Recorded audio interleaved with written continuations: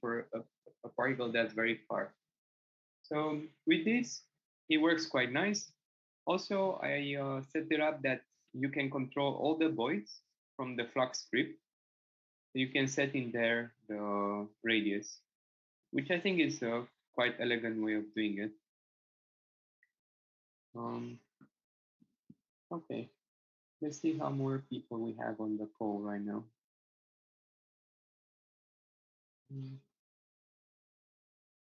So, well, we're 10.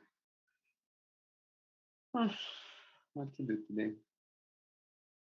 I guess we can start this. I don't know. We can start to think of what can be. Oh, I can't record because I need permission. That's fine. Well, it is what it is. All right. So I'll just share my screen and let's start to think of some way of evaluating what we're doing. Right. At some point, we will need to build some intelligence into these particles. Now, the only thing they're doing, they're aligning to each other, making sure they're not colliding to each other, but they don't particularly have any intelligence, and they don't have, they have as a flock um, a behavior, a common behavior, but there is no individual behavior on each particle. And I think you can start to maybe think of a way of differentiating. And I think the classic example is when one particle behaves a bit differently. Um, and sorry, um, a way to do that is maybe have one particle that wants to attract all the particles, and maybe you have another one that wants to repel all the other particles. So we could do something like that. So I'm gonna get rid of two of these particles. And maybe I'll start with this one. And I will change this to be a bit different. So let's say we'll tag this particle to be an attractor. And he will still move around. He will still want to avoid collision. What will change that will reduce for this one the cohesion force to be quite small. And also will change the, well, maybe not, but yeah, let's see. So let's call this one attractor.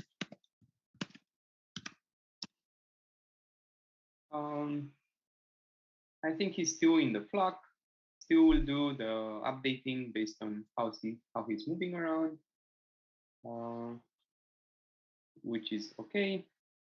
But let's change a bit the behavior of the flock. So let's make it that whenever all the other particles see the attractor, they're gonna seek to go towards it. Okay,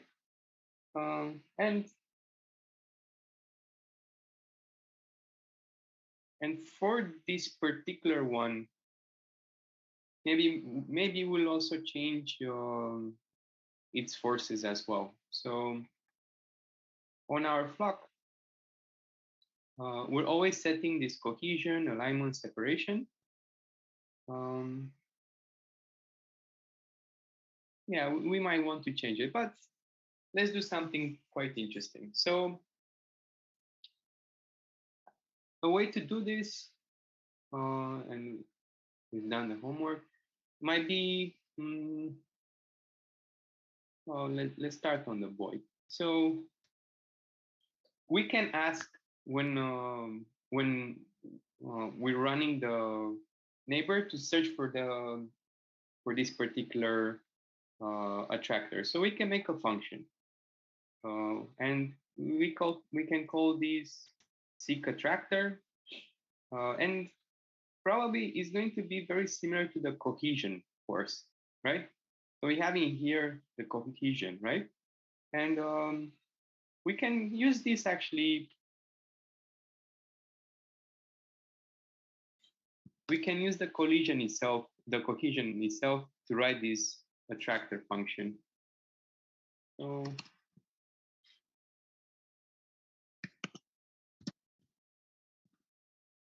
let's call this attractor.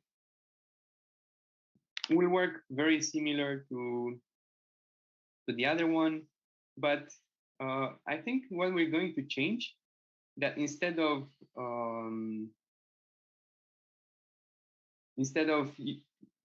looking through all the lists, we're just going to use a single game object, and this is going to be the attractor. Okay.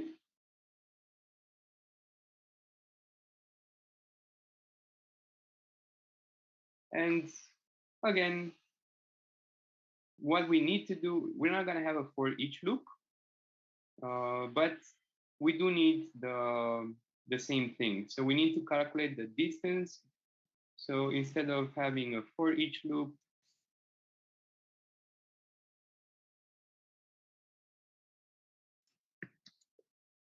we're going to calculate the vector, and this is the distance between position and attractor.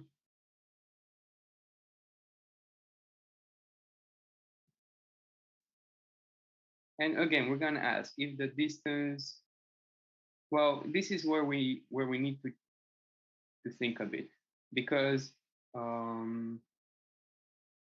instead of having a neighbor cohesion distance, let's actually make an attractor cohesion distance, right? Because we want to move towards it, right?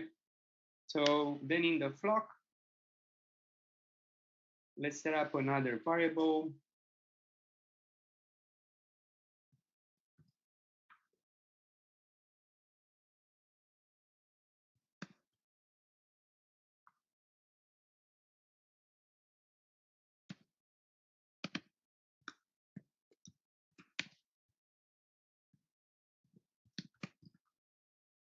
And let's make this quite big. So I guess this could be that we seek this attractor from quite far away. Okay. And similarly, we're going to need here a private float.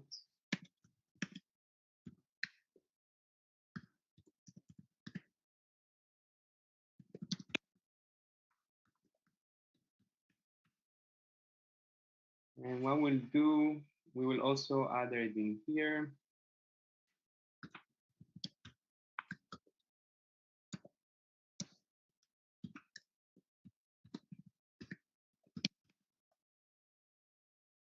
Okay, and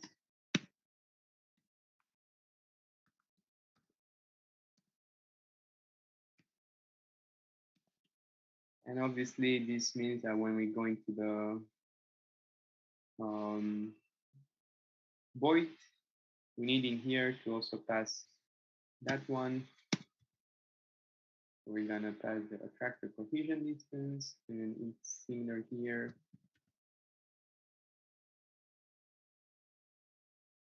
We're gonna pass that one as well. Okay. And this is no longer homework. This is something we did.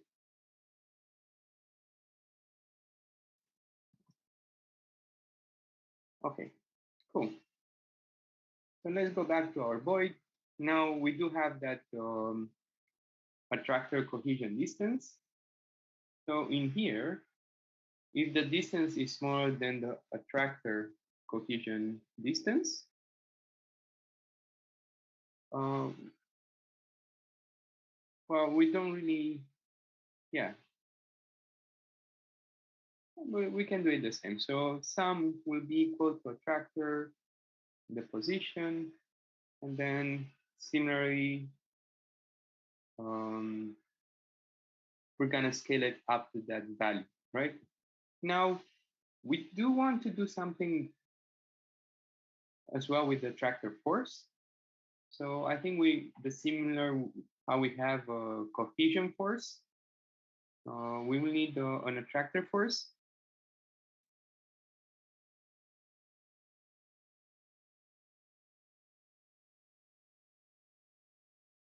And I think we can do it here.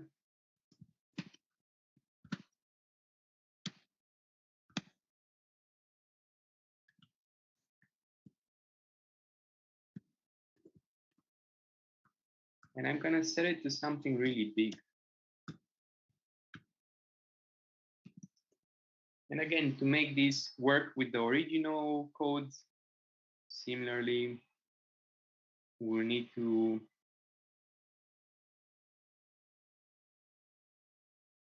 also pass it in here.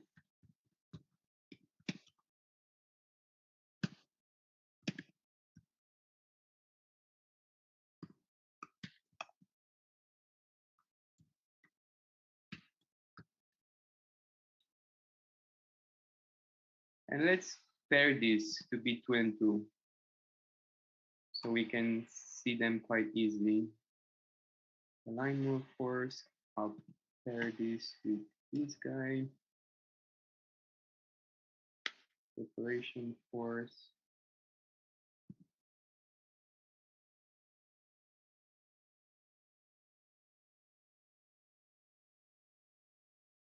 Pair with this guy. So separation with separation, alignment with alignment, cohesion with cohesion. Okay. So we're sort of bundling them together. So then when we jump back to Unity, when we select our flock, we can have the two one after the other.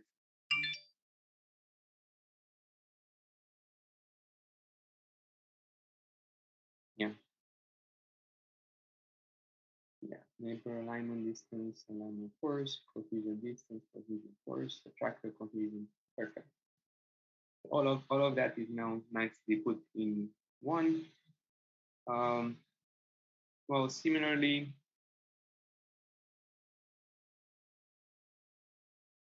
I'll need to pass that. So in here,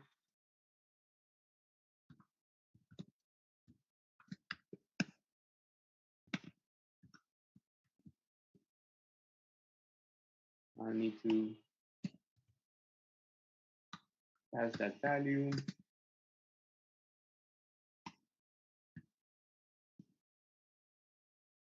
And now also in here.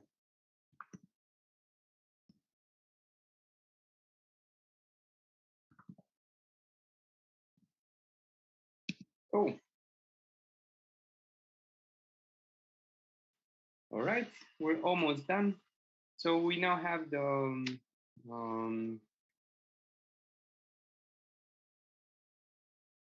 attractor function that gets an attractor.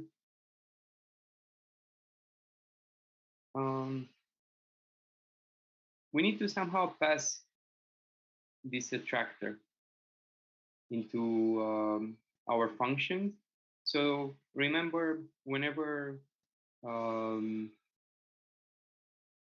whenever we're passing the voids, we probably need to do the same. So in our flock, we're running and we're giving the voids, right? But we should also send whoever is the attractor, right? So we need to change a bit the run function. And it's quite easy. We'll need to make a reference here. So we set this as a private game object. And actually, let's make it simple so we can easily link it. So it's a public game object, attractor.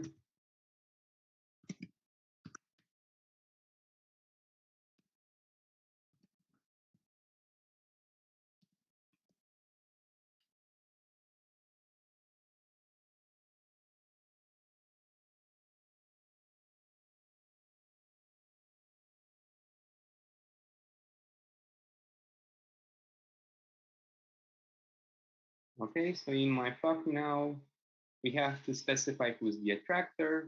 We just selected from our scene, plug it in. That's okay. Now I put my attractor. Um,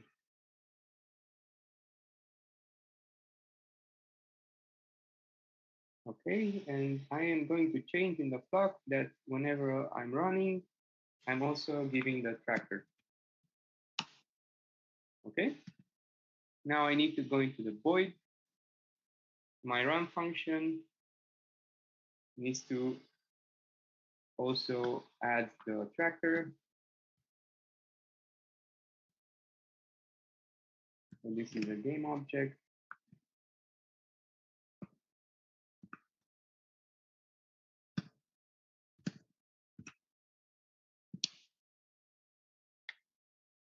And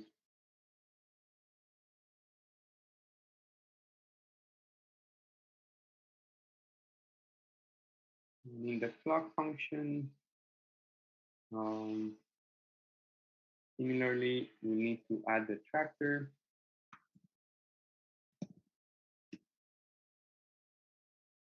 And here, game object, tracker.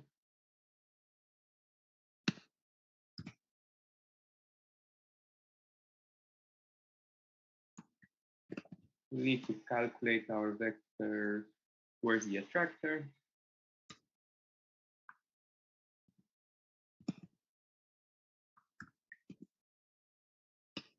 And this one will take the attractor.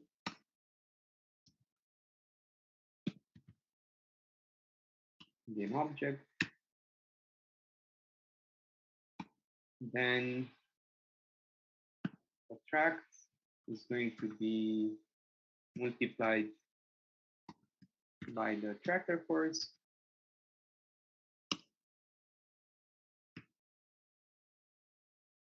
And last step, we'll apply the vector. So I think with that, we finished it. It should work. We should do something also quite clever because I think we should give a color to the attractor. I don't know, let's make it red. And we should go into our start function.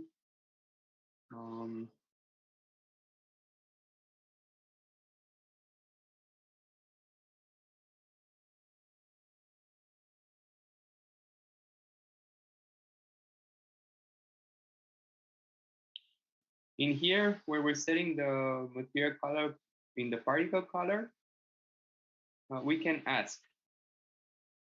We can say, we can do something like this. If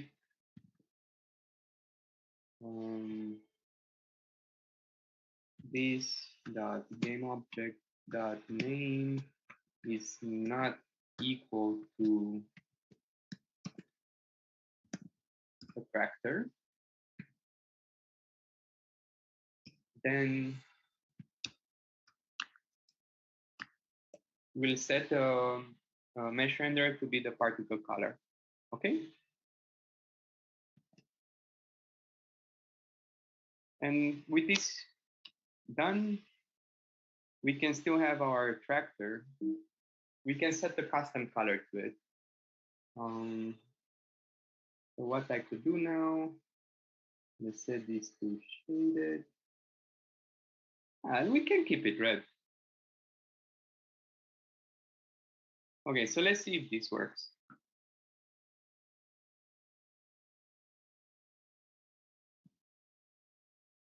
It kind of works, but I'm not sure.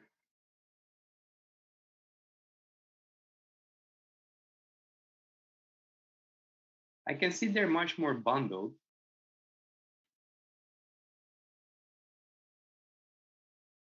Yeah, they definitely go towards the attractor. Now my question is, where the hell is the attractor? He should be in the middle of it.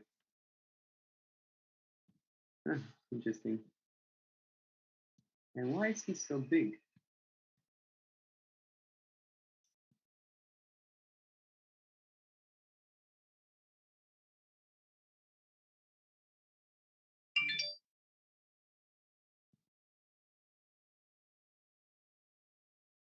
Wow, do you see this? because the attractor force is so big, they get squashed. um, okay, but that's easy to fix. So I don't know. Let's set the attractor force to 2, and let's set the attractor to maybe 10.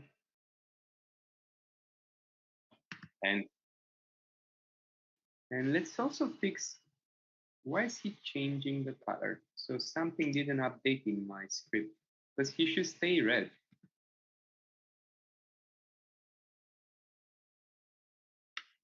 Maybe I misspelled attractor.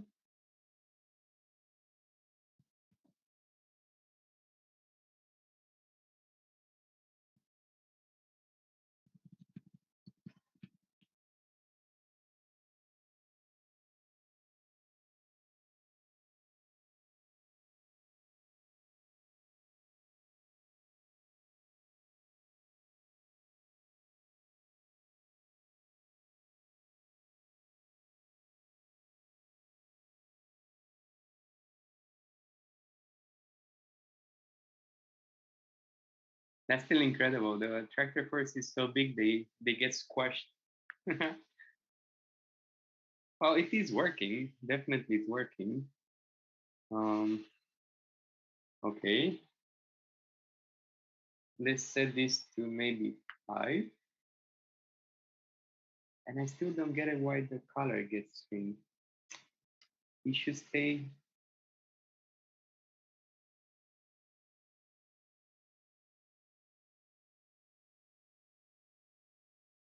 It should stay red. So let's try to fix that.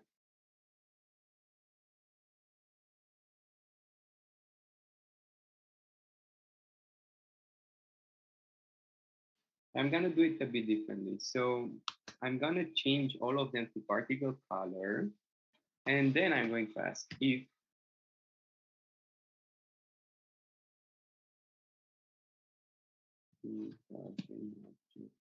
dot is equal to.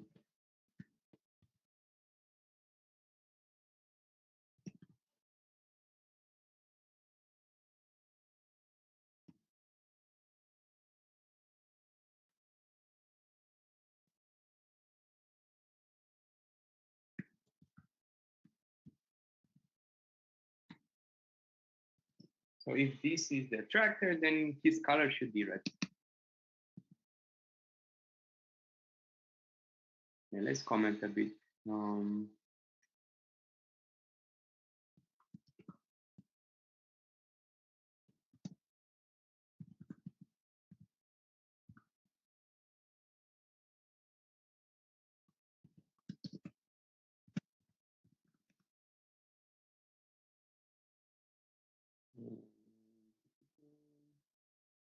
so in here, we're saying the collider radius.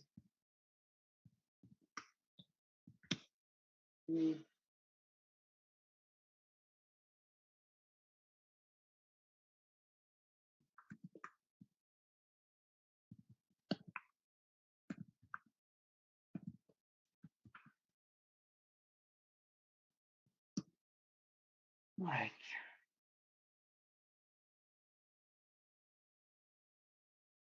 Yeah, I have again this problem where my scripts are not updating.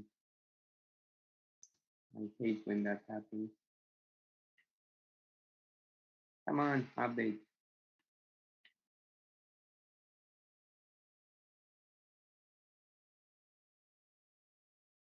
Okay. Still didn't update. This is so frustrating. Let me quit and open again.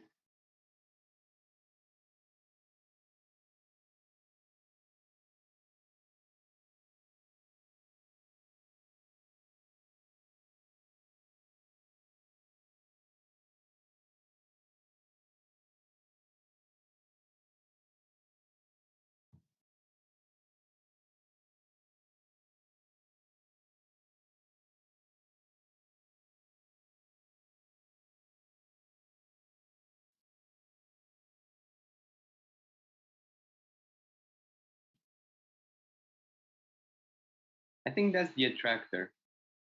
Let me get into the scene. Let's pause a bit the game.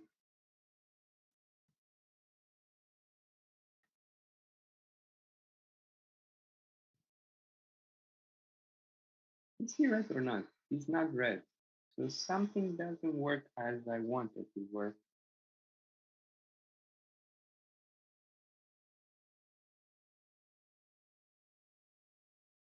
I'm doing something wrong, but I can't figure out what. Okay. In my clock, I definitely set the tractor on. And this guy,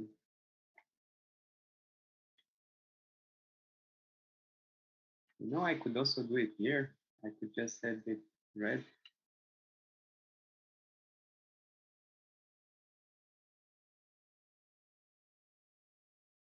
Ah, I know why. I know exactly why.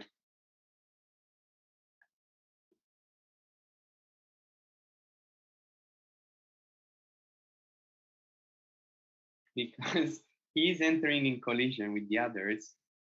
So we need to check on collision enter.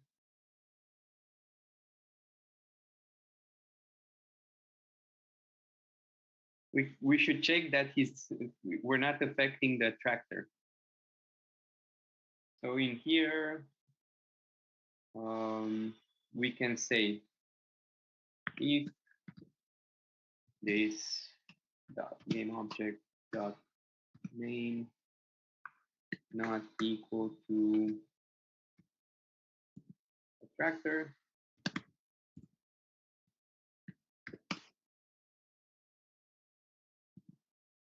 then we do this.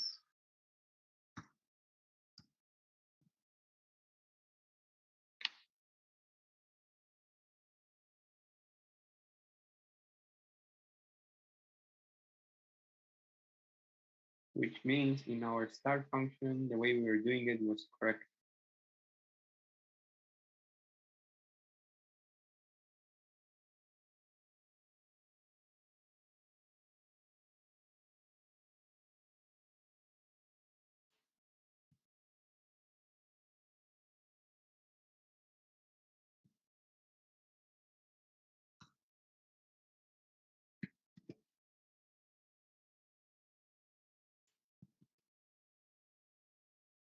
Okay.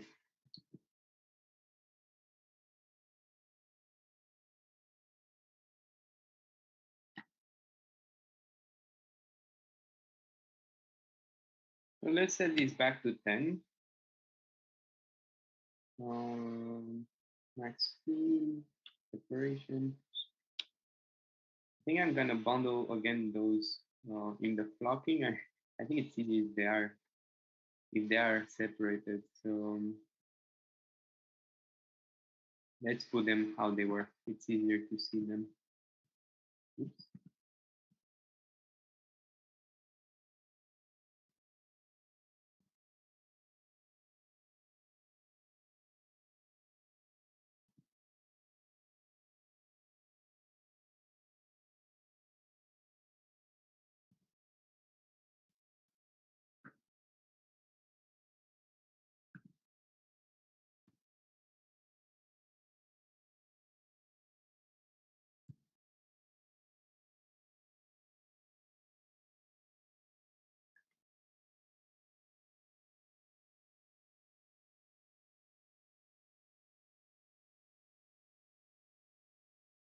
Okay.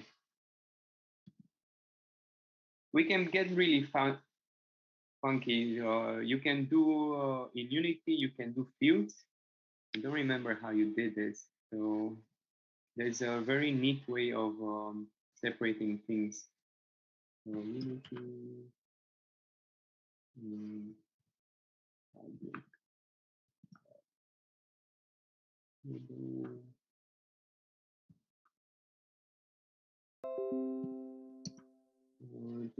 and you need to do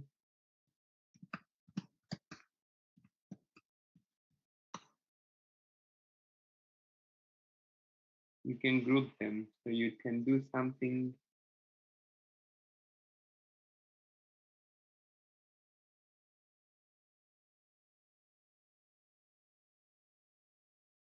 Yeah, that's what we want. We want to group them.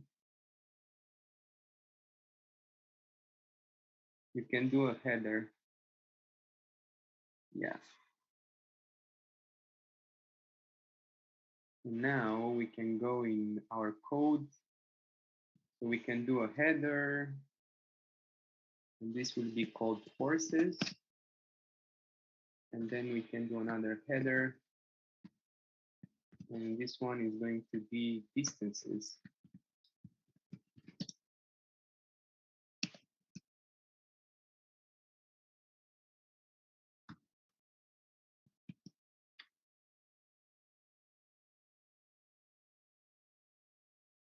There you go. So now we have our forces, our distances nicely separated.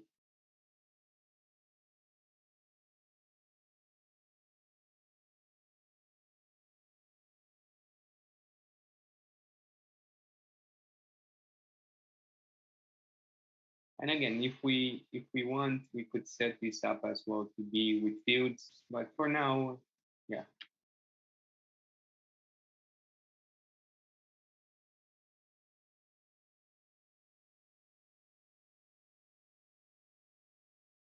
There we go. So it does work quite nice. We can see the tractor definitely does the job of attracting those guys. I think now there is a bit of a problem because the force is too big. So they're starting to collide onto each other, which we should probably avoid. So I think a clever way of doing that, um, we can do on collision enter when we're lerping the color. We could also set a separation force because obviously they're separate. They need to separate. So what we could do in here, we can do vector 3 separation equals separate.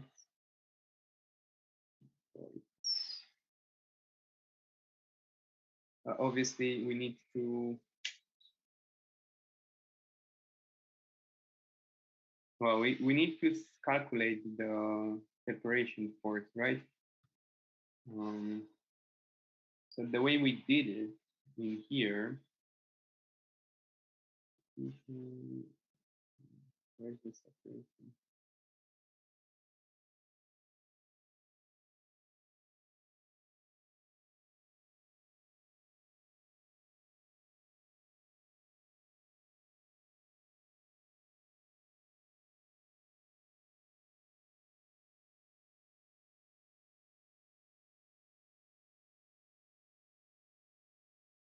Yeah, we need something similar to this.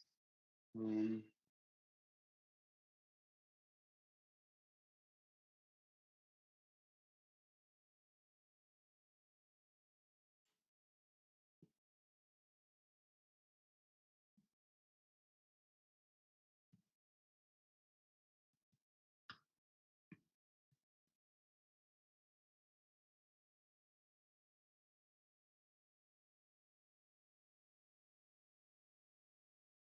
and obviously he's not very happy. So we need the difference is between the position and instead of other void is going to be collider collision dot collider.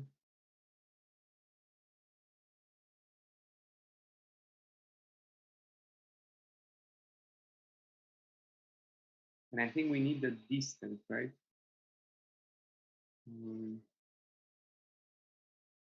need a vector 3 here.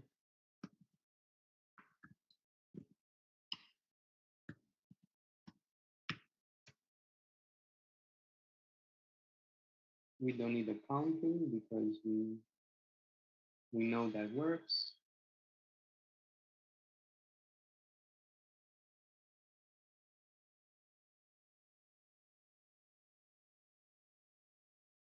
And what was D? D was,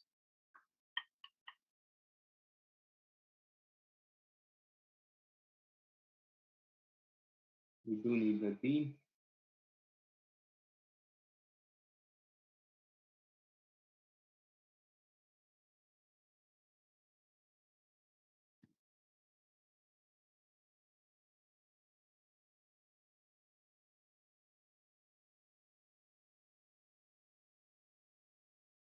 Okay.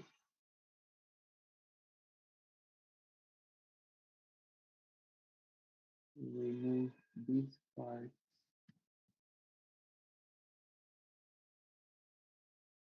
Okay. We're almost there. Now we have this extra two. Okay.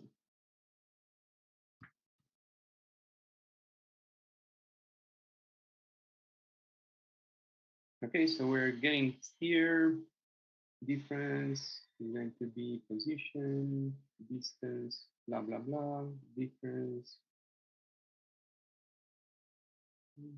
It's here magnitude bigger than here. So we now have the steer vector.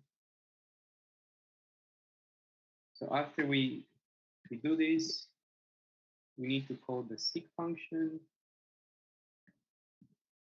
on our sig vector.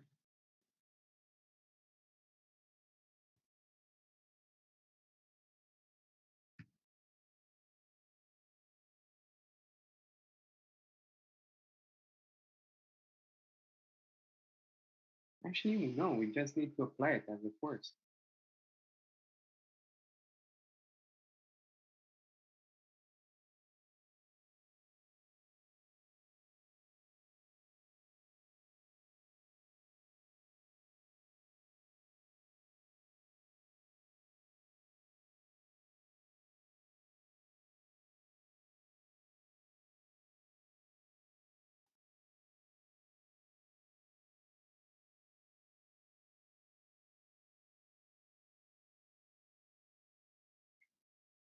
Yeah, we just need to apply it as a force.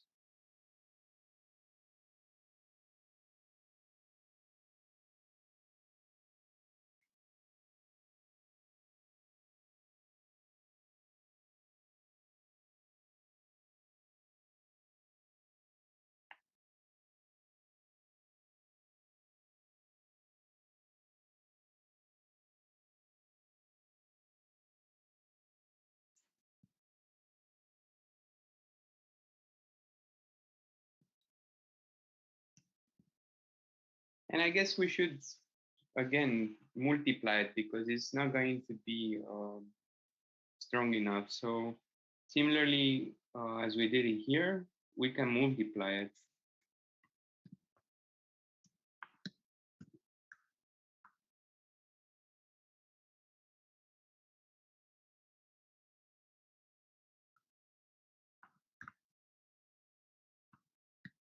And let's multiply by 500 or something like this.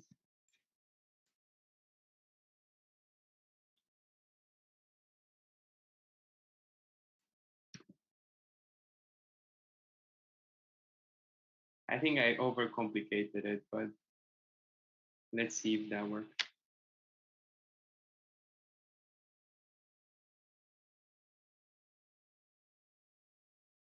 Whoa.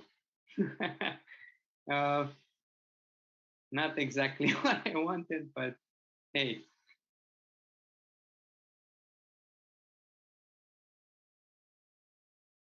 Cool problem to fix.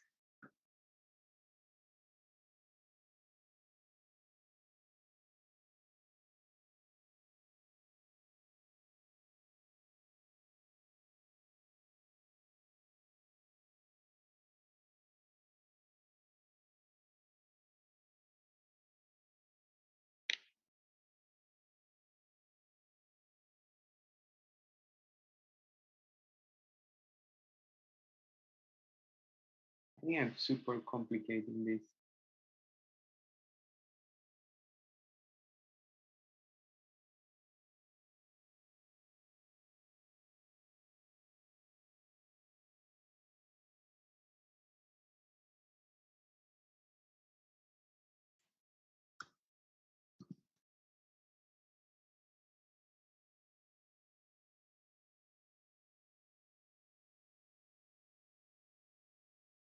Here starts at 0. We're adding then the difference.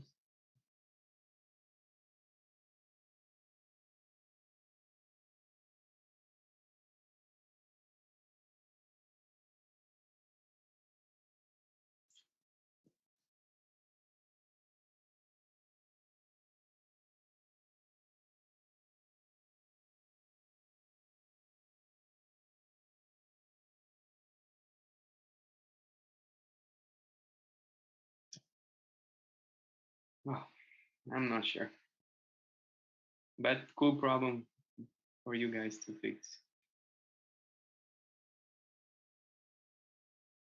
Boom.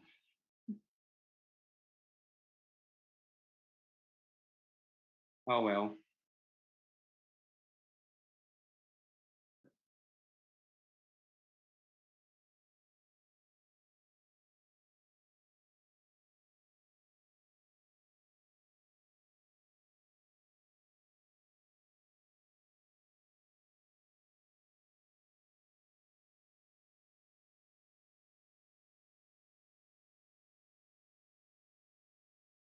Yeah, the collision.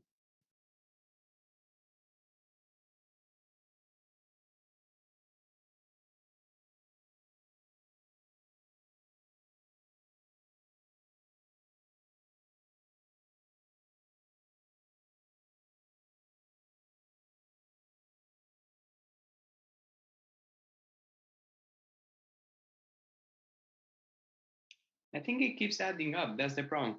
So it goes and it calculates one vector, then it keeps colliding, and that vector keeps growing. So then it explodes them. Um,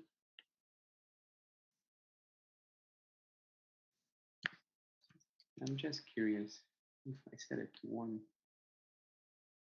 And I do have I have a problem here. It's complaining that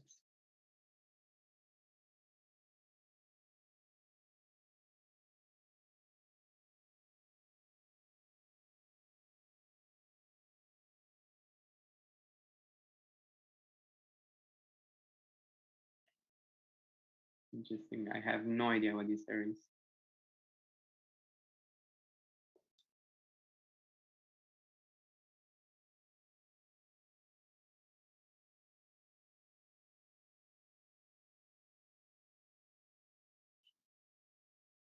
Cool. Well, we'll fix it next time. But for now, this is clearly not working.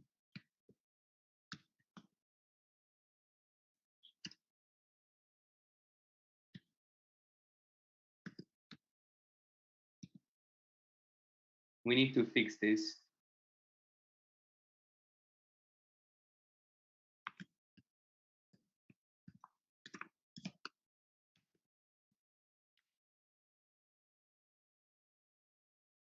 Anyway, our tractor is working.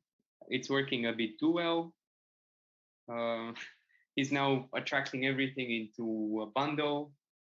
And well, I don't think that's the behavior we kind of want. See,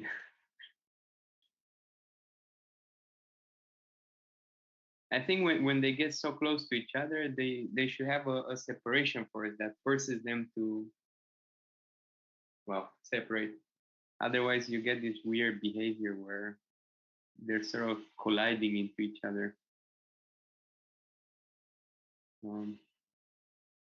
Okay,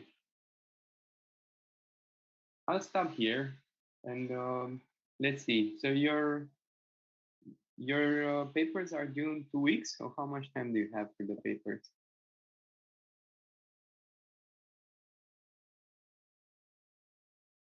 Hello?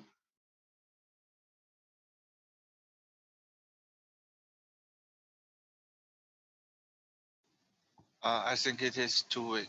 2 weeks. Okay, I'll talk to Alex and probably will pause for 2 weeks so you can do your papers.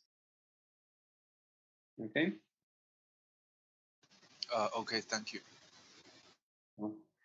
Well, have a good weekend. And if anyone is brave enough, try to fix why the tractor is doing this weird behavior. Okay. Thank you. Okay. Have a good day, everyone. Bye bye. Thank Thank you. you. Thank you.